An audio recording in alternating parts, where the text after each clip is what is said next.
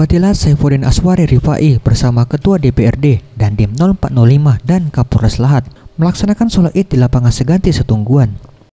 Ratusan masyarakat juga turut hadir untuk melaksanakan sholat Id bersama-sama. Sholat Id pun berlangsung khusyuk dan hikmat.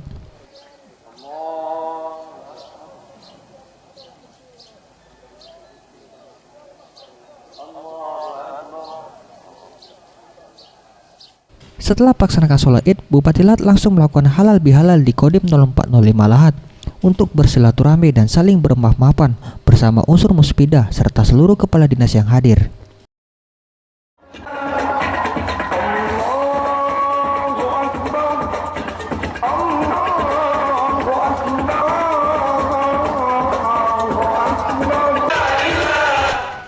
Bupati Lahat juga menyempatkan diri untuk menyembelih langsung seekor sapi kurban.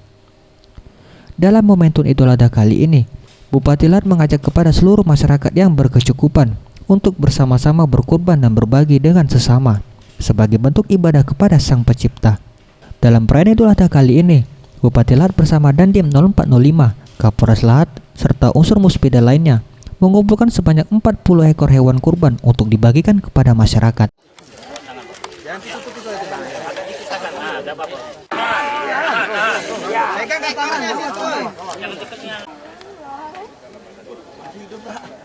Ya masih, tapi udah putus. Tenggorokannya udah putus. Alhamdulillah syukur ya. Hari ini kita sudah melaksanakan sholat Id ya di lapangan Seganti Setungguan. Setelah itu kita melaksanakan pemotongan hewan kurban.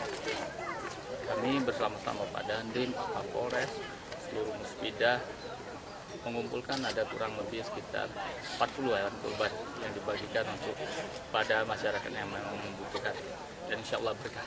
Tadi sudah disampaikan oleh khotib ya, Nabi Ibrahim alaihissalam sudah memberikan contoh kepada kita, berkurban adalah hal yang terbaik dalam hidup ini.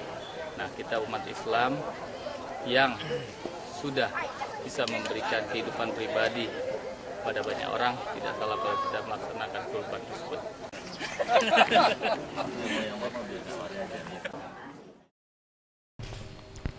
Zulfikri, Sriwijaya TV.